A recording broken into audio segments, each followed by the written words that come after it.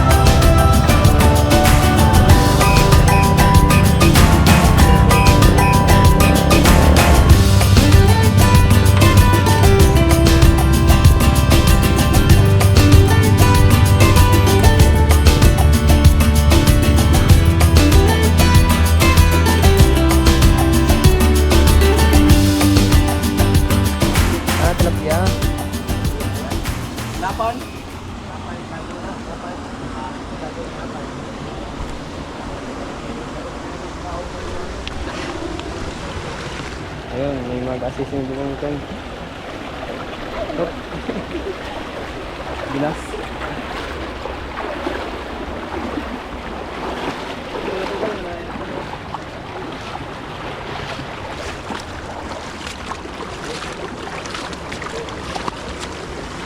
Ayun, namoys. Malamay, tabi ko ng bala.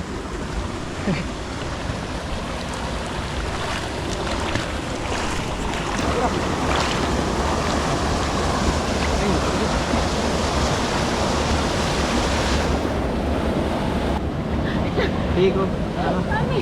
Sabi na.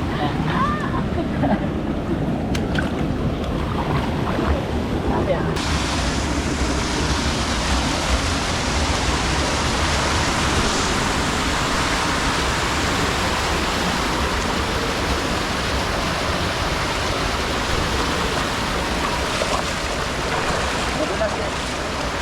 Bilas na. Sige ako na.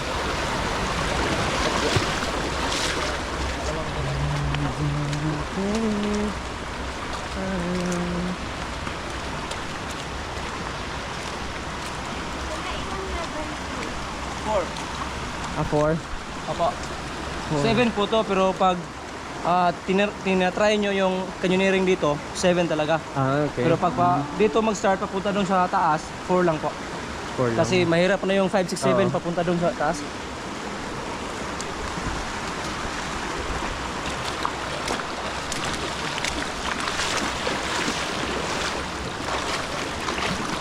Hindi ko ang kinaan ko doon na dura.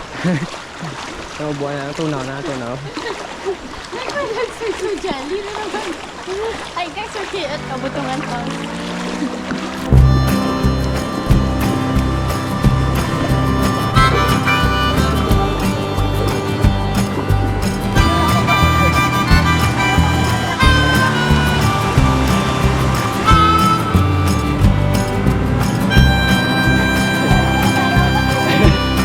Ang palit ka, ang palit.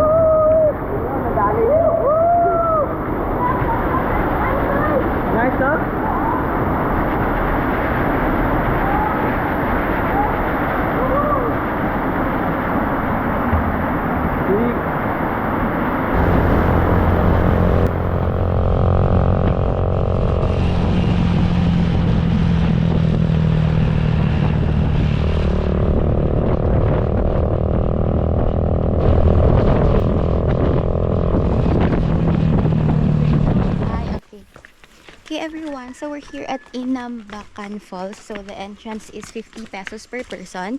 The tour guide fee is 200 pesos per group.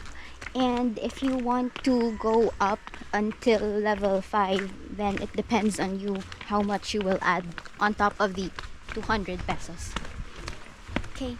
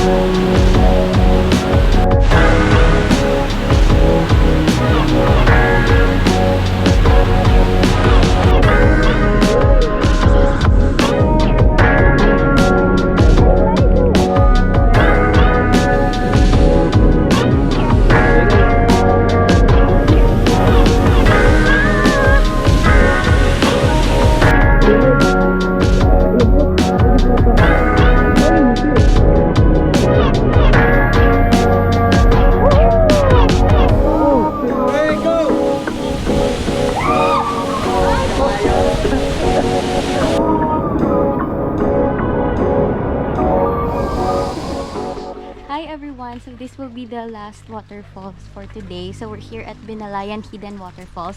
So the entrance fee is 100 pesos per person. The parking fee is 10 pesos each. Then the tour guide fee is voluntary. So depends on you. Okay. Yun lang. I'm so tired na. I'm gonna go home. Bye-bye.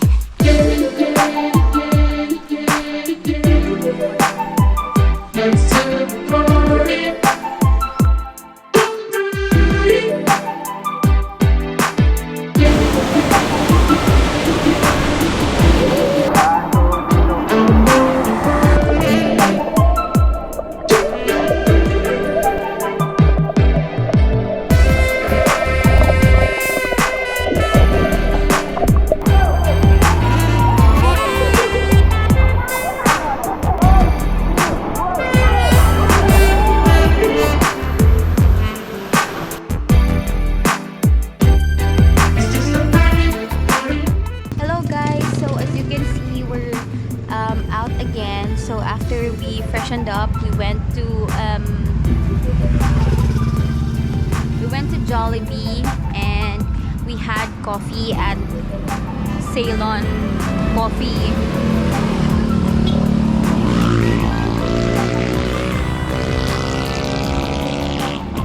Something. Yeah, so we're just capping our Chasing Waterfalls edition today. Good night. Bye-bye.